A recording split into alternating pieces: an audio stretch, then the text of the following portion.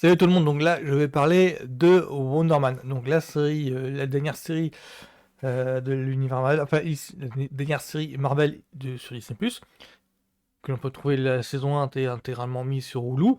Alors, comment expliquer ça? Alors d'abord le personnage de lui-même, Wonder Man, c'est un super héros, je dirais qui fait de la figuration en fait dans l'univers Marvel. C'est vraiment un super héros. Enfin, le truc que je connais du personnage, le peu que je connais du personnage, alors il n'a pas eu le série mini saga à proprement parler.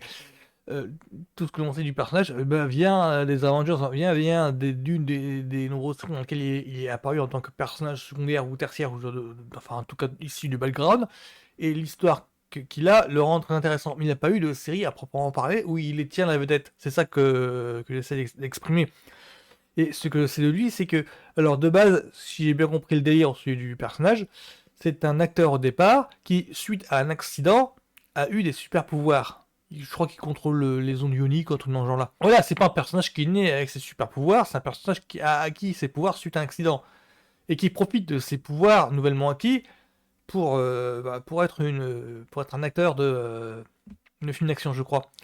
C'est que, en fait, suite à ses pouvoirs, il est devenu très intéressant, donc imagine un petit peu Captain America, mais qui profite de son statut de super-héros pour faire des films d'action. Wonder Man, c'est un petit peu comme ça. C'est pas un mutant en fait, quelqu'un qui est né avec des super pouvoirs. C'est quelqu'un qui a reçu des super pouvoirs, s'est vu doter des super pouvoirs et qui en profite pour faire carrière. C'est un petit peu ça le délire. Il me semble que d'ailleurs dans un des épisodes, euh, ils ont remanié le background d'un personnage. Et le background de ce personnage-là, le fil rouge de ce personnage-là, je peux pas rentrer en dire sinon je spoil le truc. Bah, en fait, c'est exactement ce qui est arrivé au Wonder Man du comics. Je crois que c'est un petit peu ça. Là, ce qui est très intéressant, c'est que ils ont remanié les origines du personnage et ces nouvelles origines le font que ça intègre bien le nouvel univers, l'univers du MCU. Là, on le voit acteur, donc c'est correctement bien installé, mais ça ne raconte pas en fait son accident, ça raconte comment lui, avec les super pouvoirs, arrive à évoluer dans l'univers Marvel. Parce que c'est un univers Marvel qui voit une sorte de racisme, en fait, une sorte de méfiance au sujet des personnages avec des super pouvoirs. C'est déjà exploité bien depuis Captain America Civil War. On voit les accords Sokovie qui sont arrivés et on voit cette méfiance en fait arriver, mais c'est déjà plus précisément, c'est déjà évoqué, sous-entendu, dès la fin de Avenger numéro 1, pour expliquer un petit peu ce que j'essaye de dire, c'est que il y a une scène dans Avenger numéro 1 où je pense à cette scène-là où, après l'invasion des Chitauri à New York contrecarrée par l'arrivée des Avengers, ben, on voit tout simplement une succession, un montage en fait des différents témoignages des habitants de New York par rapport à cette invasion de Chitauri, comment ils l'ont ressenti. Et au milieu de ces témoignages, on voit l'avis d'un politicien local sur cette appréhension de est-ce qu'on peut le considérer comme super-héros ou pas. Ce sont leurs affaires, c'est leur guerre, enfin voilà. Et ben ça semble préchoter, ça semble préfigurer la prochaine Civil War qui va animer les Avengers. La réplique exacte, c'est on ne sait pas d'où viennent ces super-héros, est-ce qu'ils sont bons ou mauvais pour New York? Je crois que c'est ça la réplique exacte. Et surtout, c'est issu de Avenger numéro 1. Et en fait, ce Wonder Man-là, ben, s'inscrit dans cette méfiance. Puis dans Civil War, c'est carrément l'opinion publique en fait qui se retourne contre les Avengers, où ils sont obligés où les autorités, tous les gouvernements sont obligés d'établir, lire un traité, les accords de Sokovie, dans lequel où on légifère cette méfiance, où les super-héros doivent rendre des comptes. Alors, c'est mal exploité ensuite, et je crois d'ailleurs que les accords de Sokovie sont révoqués, on en entend parler dans She-Hulk, puis dans Captain America Brave New World.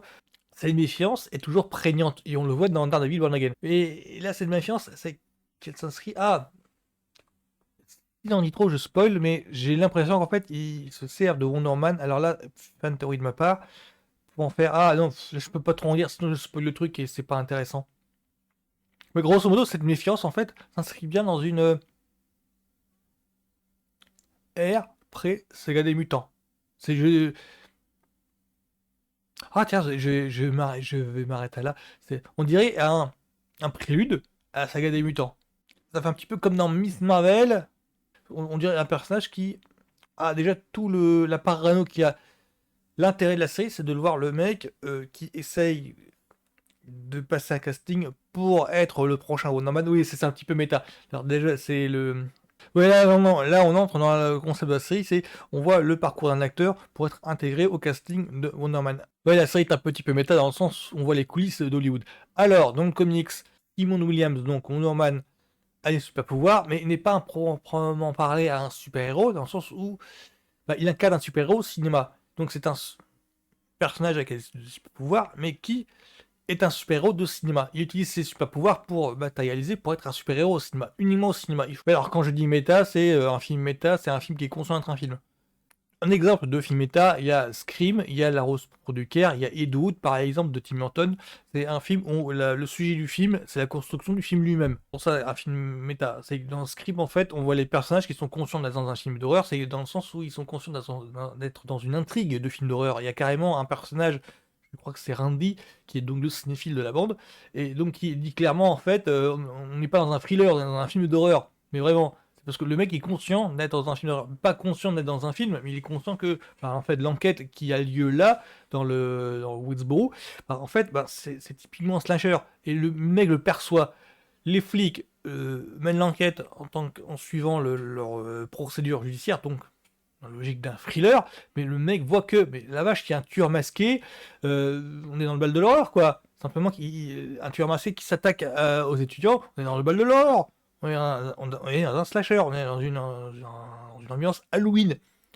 C'est pour ça que je dis film méta pour Scream. Sinon, on est plus dans un film méta d'un genre Ed Wood, qui est du genre de Tim Burton, qui est du genre biographie sur le réalisateur Edward Wood Jr. En fait, le film montre les efforts du mec pour monter un film, pour monter Planning, pour monter Space, mais je crois qu'on voit aussi Glory Landa. Voilà, on voit ses efforts pour monter des films. Mais du coup, on voit ses efforts, mais on voit les coulisses de ses films. Et Wonder Man est dans cette logique-là. On voit en fait les coulisses, comment le film Wonder Man s'est monté à travers les yeux de Simon Williams. Et à travers les yeux de Simon Williams, à travers son histoire, on voit un petit pan de l'univers Marvel, du MCU. On voit la parano anti-mutant qui s'installe, anti-personnage au super pouvoir qui s'installe, via le damage control qui devient de plus en plus important, parce que le damage control, on l'a vu la première fois, c'est dans Spider-Man No Way Home, puis on l'a vu un peu dans... quoique même pas, non, dès le premier Spider-Man, on le voit, il me semble. Homecoming, il me semble qu'on les voit. On les voit prendre de l'ampleur au fur et à mesure de l'univers Marvel, mais depuis Miss Marvel, ils ont atteint... Miss Marvel était un petit peu charnier dans le sens où on voyait le damage control avoir une fonction de on va chasser les personnes avec des super pouvoirs. Ils avaient le rôle en fait que leur donnait les accords Sokovie. Ils ont un rôle en fait de brigade de surveillance.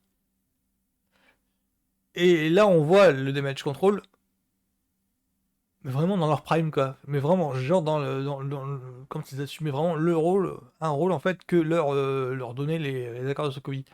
Accords de Sokovie qui normalement devraient être révoqués si on en croit Hulk, mais on a l'impression qu'ils font partie des résidus de cet accord-là. Voilà, c'est que pour moi Wonder Man, je l'ai rien que pour ça, rien que pour cette thématique-là, j'ai adoré. Mais après il y a aussi des trucs à dire sur par exemple euh, il y a Abdul Mateen, troisième lion. Donc le personnage qui incarne Norman, Simon Williams, ouais, top, vraiment. Il assure comme un malade. On voit Ben Kingsley qui reprend ce rôle de Trevor Slattery du Mandarin que l'on a pu voir dans Iron Man 3 et dans Shang-Chi. Et donc là, on sent il y a une cohérence en fait du MCU qui est en train de reprendre en fait. Il y a une cohérence que l'on retrouve en fait, qui faisait le charme du MCU au début et qui est en train de repartir. Voilà, c'est que Wonder Man, je vais faire très court sur ça, mais très bonne surprise. J'ai bien aimé. Vraiment très bonne. C'est que ça se suit plutôt comme une sorte d'histoire dramatique, mais qui fonctionne vraiment. Le binôme des deux, fonctionne. Et surtout le fait que, voilà, c'est que niveau cohérence avec le MCU, voilà, il y a quand même quelque chose qui se construit et j'ai vraiment hâte du prochain Spider-Man et de David Bonnet du coup. Voilà, ce sera tout pour moi sur, sur Wonder Woman. Bisous à tout le monde, salut!